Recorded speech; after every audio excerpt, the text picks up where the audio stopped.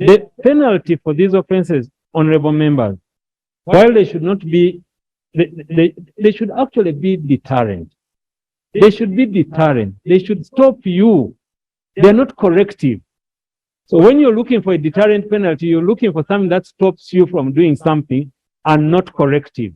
This was on 8th September 2022 when the 11th Parliament passed the Computer Misuse Amendment Bill 2022 into law. You know, once somebody shares a bad thing about you, you get to know that indeed you go to penalize people as a deterrent what? Measure. Even that 500 is small. Nobody has ever shared information about you. Let it be shared one time. That's when you will know. That's when you will know that it is very bad. Even what the committee is proposing is very small. Madam Chair. It's very small. If I was the one to propose, The Speaker of Parliament, Anita Monk, said the move could attract a litigation process. I can hear you. If you want to go to court, All right. please do. Let's create work for court. Let's not remain, everything should remain here. In October 2022, President Museveni agreed with the Parliament's position to enact laws to regulate social media, curbing hate speech, and prohibiting the unauthorized recording or sharing of information about individuals. But a group of Ugandans challenged the act in court. And among the contentious issues we find in this law is that, one, it is vague and ambiguous.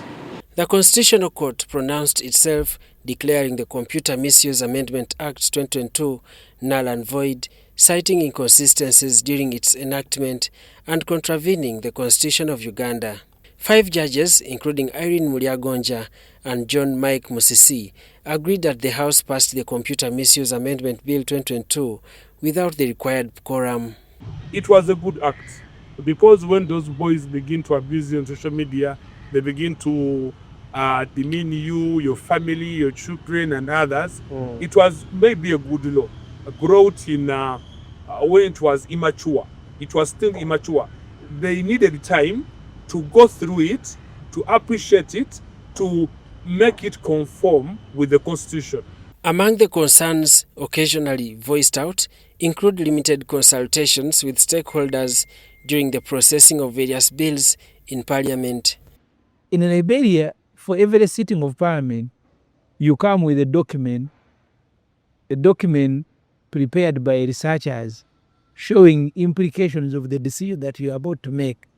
So you'd go and make a decision knowing that these are its implications. But yes, like a talk show, people just walk in. Even documents issued yesterday, people leave them at home. And they just walk in with bare hand that they have come to legislate for Uganda. I want to think that the committees need to provide a much more broader and better spectrum for consultation in as far as bills are concerned. This will allow us to avoid duplicity in some of the pieces of legislation that are passed in Parliament, but also it will help us bridge the gap that is sometimes existing in some of the legislation which we process as Parliament. The decision to pull down the Act awakens discussions on improvement by Parliament while making laws. The challenge we have with Uganda, laws are brought when the stakeholders do not want them. So they become a problem. That is why every law that comes, if we don't want it, we go to the Supreme Court, Court of Appeal. Every law, Court of Appeal, Court. Every law you go to court. Every law you go to court. Because they lack that universality. They lack the research to appreciate what is the impact of this law. Is it in line, in tandem with the Constitution? Will it have a pass? Do we need it anyway? The executive needs to prioritize Parliament business during the processing of bills to strike a balance in legislation. Sometimes when the committees are processing bills, it becomes very hard for them to gain commitment of the ministers, to have full participation of cabinet, so that sometimes by the time we reach a point of presenting reports of committees on bills and definitely bill second reading. Sometimes we have shot in all directions. You find that what the committee has presented is not fully conceptualized by the minister. And this raises a need to understand the impact of any legislation to avoid damage. Daniel Mugoya, Gloria Gwitabinji, UBC News.